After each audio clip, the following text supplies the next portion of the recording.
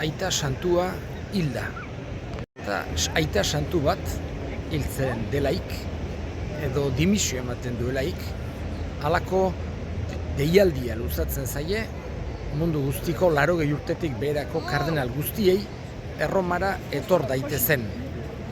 Berez, 120 da finkatutako kopurua, baina momentutan gehiago dira. 130tik gora dira, 80 urtetik beherako kardenalak, eta alduten guztik behintzat etorriko dira.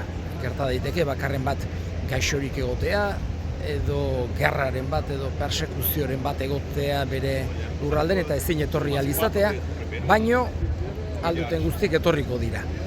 Eta 2 aste barru edo hemen bertan meza bat ospatuko da, Religendo Pontefice, aita santu geratzeko meza, eta gero sartuko dira Espiritu Santuari bere laguntza eskatuz, Veni Creator Spiritus kantatuz, sartuko dira Kapilla Sistinata dagoen hortan.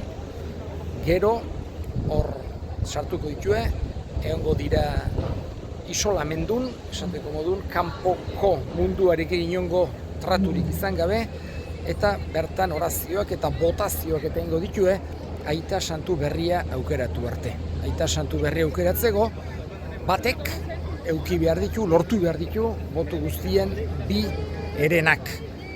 Eta berez, edo ez da preziso bertan egotea, aita santu berria, hau da ez da preziso kardenal elektoreen arteko bat izatea, baino ohitura da horietako bat izatea beti.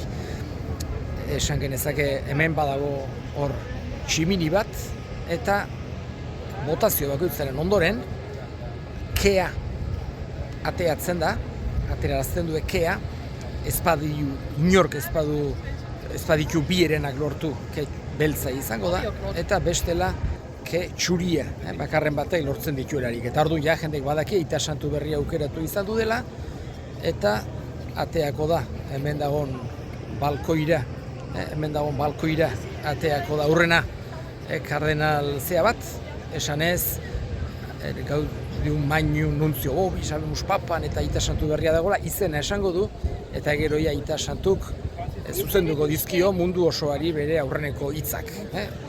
Hoxe, eskatzen diogu, Espiritu Santuari eskatuko dugu, kardenalei eman dezaiela, halako argitasun berezi bat, aita santu on bat aukera dezaten.